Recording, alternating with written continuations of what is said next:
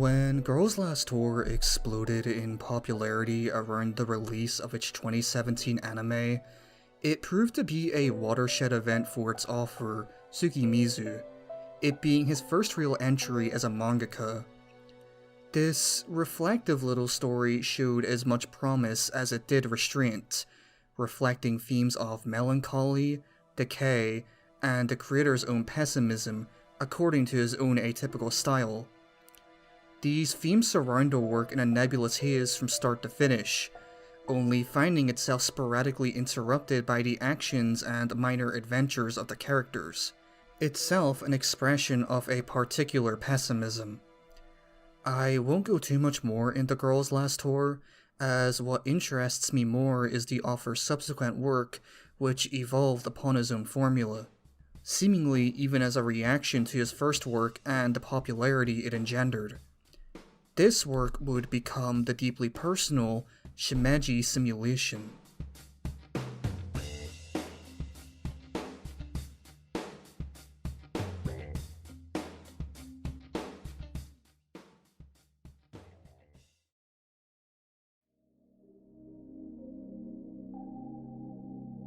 The question put forth from the beginning of the manga and its events is something like this.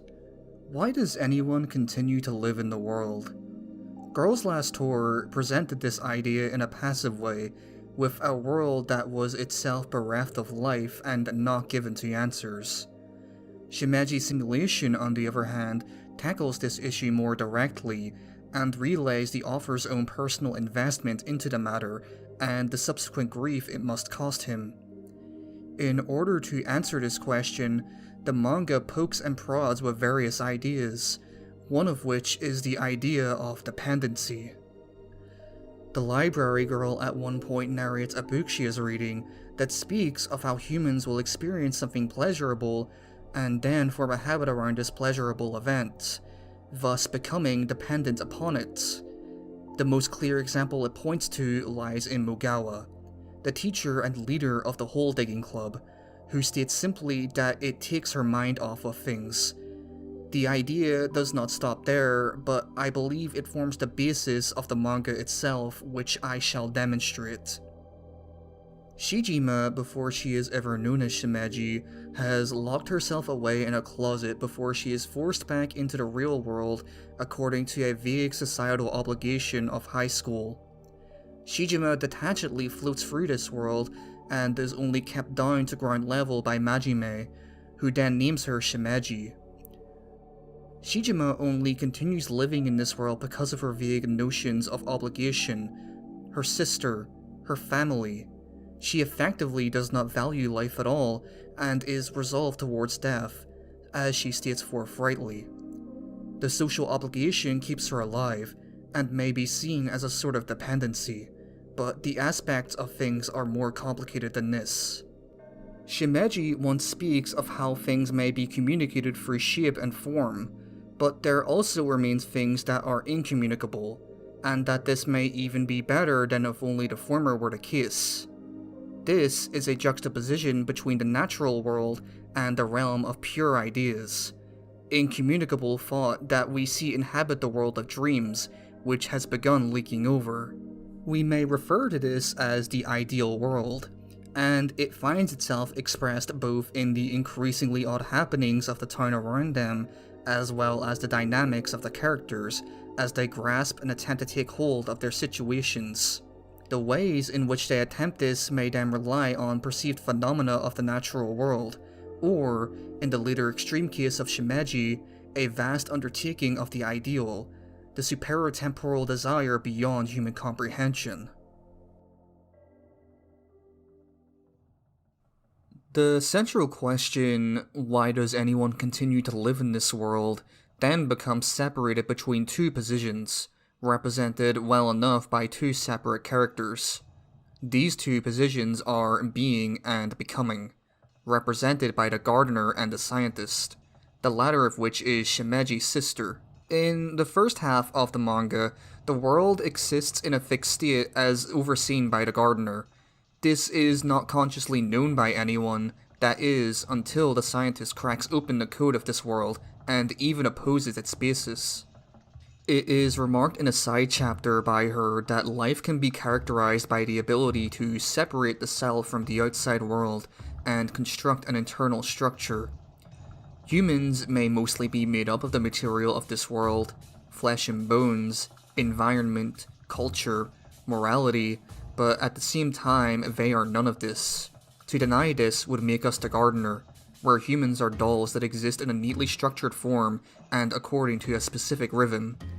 This existence is stable, consistent, and flows according to a certain morality under God.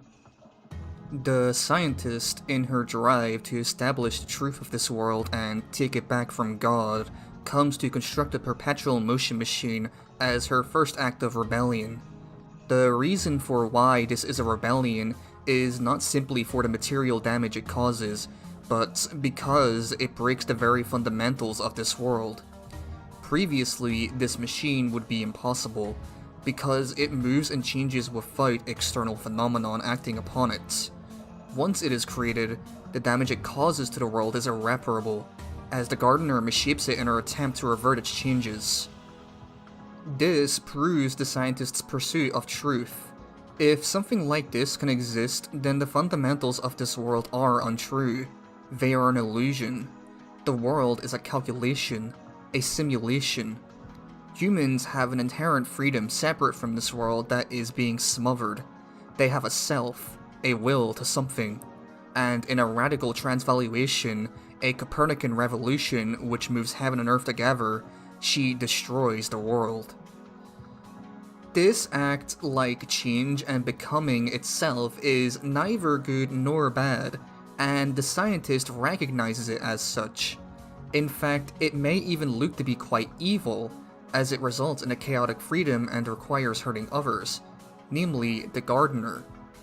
But to choose not to take an action for moral reasons such as this is exactly what this old world would use to justify its own existence. I'm sure sad things will happen, she says. Changes must happen, because it is in the scientist's nature to induce it, to seek the truth, as it is in the nature of humans to change, to step out from the closet and into the world. We may easily view the consequences and results of this revolution through the prism of Mugawa, before the world is ever even destroyed. Recall that the perpetual motion machine was built specifically for Mugawa and her hole digging club, as Mugawa's present circumstances no longer allowed her to dig any further. She performed this dependency in order to derive a particular pleasure from it, to forget things, but this eventually dries up, and she can no longer perform it in earnest. Once the perpetual motion machine is shown to exist and is able to replace this dependency, Mugawa falls into a listlessness. This state does not last long though, as she is able to locate a new practice in construction and pottery. Significantly, once the world begins changing as well. This new practice is beyond a mere dependency, and instead a will to something that becomes the chief effort of her life and actually fulfills her. To dig an endless hole because it lets you forget things as a pleasure is the pursuit of happiness that leaves you unsatisfied. There is no such pursuit. Humans do not desire or will happiness. Pleasure is an expression, a sensation of power. Mugawa's pursuit has always been to construct shapes, or more pertinently, to express her own dream shape. She finds this renewed sensation by doing something that allows her to transcribe her will into things, her pottery. By doing so, she feels a power over herself, and is able to express her internal structure, which is typically incommunicable.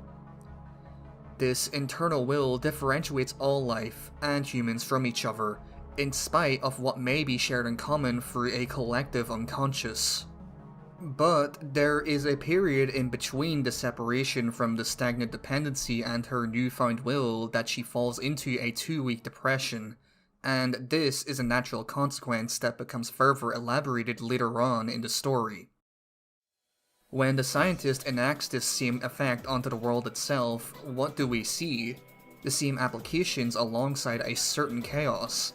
yet everything still runs according to the natural faculties of human existence. However, this depression, this nihilism, this desire towards nonentity becomes a significant period and the crux of the issue of the self in the world. The purveyor of this desire becomes none other than the scientist's own clone. This clone proclaims itself too as a revolutionaire out to destroy the world, just like its predecessor. But we must not admit that this is the same, as the manga itself acknowledges as well. When the original scientist opposed the gardener's world, she was really setting the world back to its natural human restrictions, rather than ones imposed upon to dam up human potential. When the clone opposes this world, she opposes the natural world, and seeks to destroy a fundamental rule of humans, and this she calls good, in stark contrast to the phrasing of the scientist before. In fact, unlike the previous revolution, everyone says this new change sounds like a good thing, so why reject it? It unlocks further potential. It allays our deepest fears by melding together. It allows us to become the best versions of ourselves, beyond humanity. This conundrum represents the deepest and darkest issue of humanity yet, the worst of pessimism, the desire towards nonentity. Shimeji has an instinctual rejection towards this fate, but for what purpose she cannot verbalize. It comes from an expression of her will, the most natural, most human instinct there may be.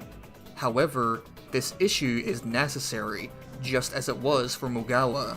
It is a transitory stage where the self is forced to become known to the world.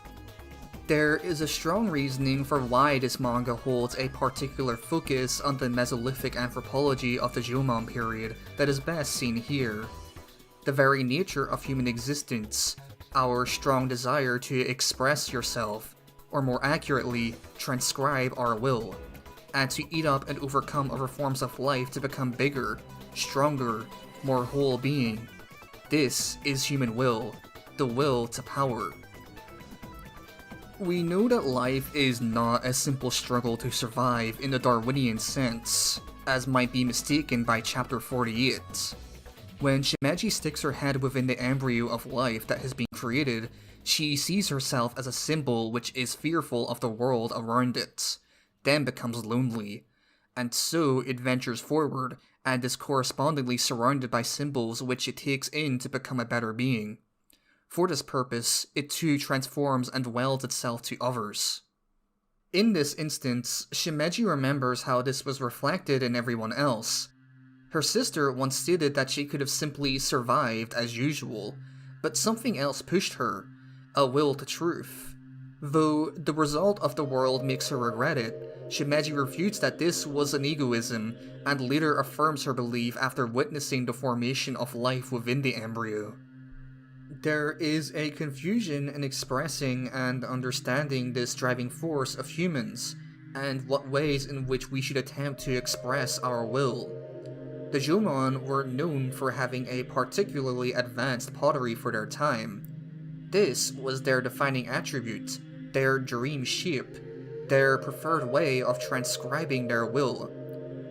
One of the extra panels denotes that images and words are capable of expressions mutually exclusive to each other. Indeed, language too is made by this act of will.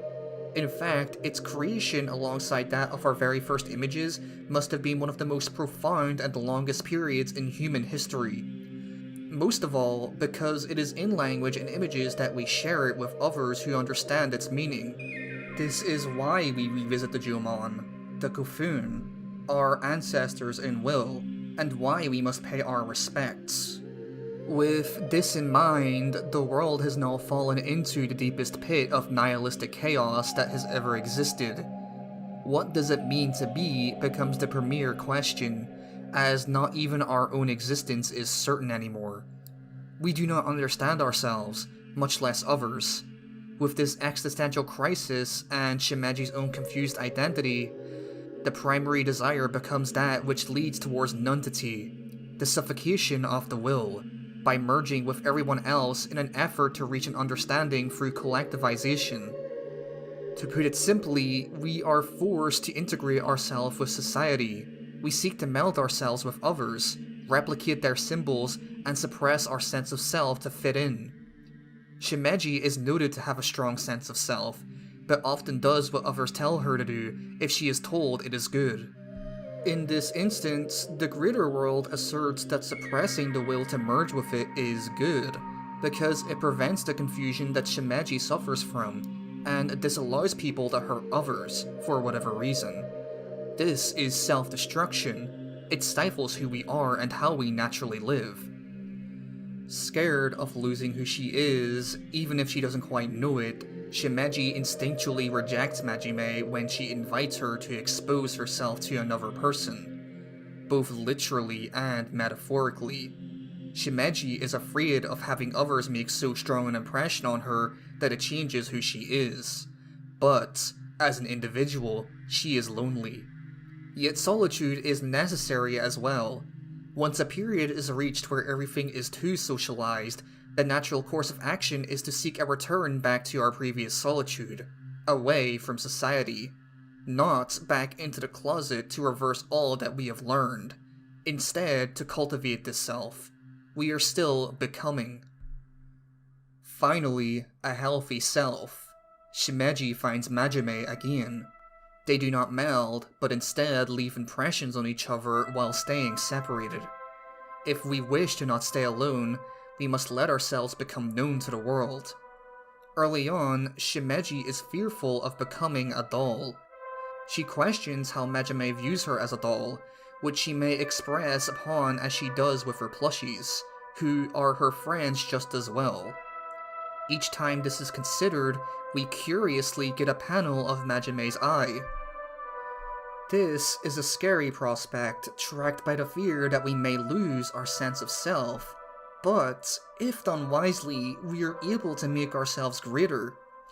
Shimeji Simulation functions as both a coming-of-age story in this way, as much as it is the author's own transformation, partly as a result of his beginning as a mangaka. Girl's Last Tour ended in a vague and pessimistic manner, yet it opened Tkmiz to the world and he was forced to reckon with this development. Shimeji Simulation is a wish from the author to cast off his pessimism and unveil his desire to be open with the world. I regarded it as important that I make this video because of how much I respect the thought that went into this manga and the genuine forthrightness that Tkmiz displays towards us as the audience. He is afraid of having aspersions and assumptions cast upon his identity and person, much like Shimeji, and much like everyone, he may have his own history, or even his present, but we should respect and honor him as he is rather than anything otherwise, as we should for ourselves. Thank you for watching.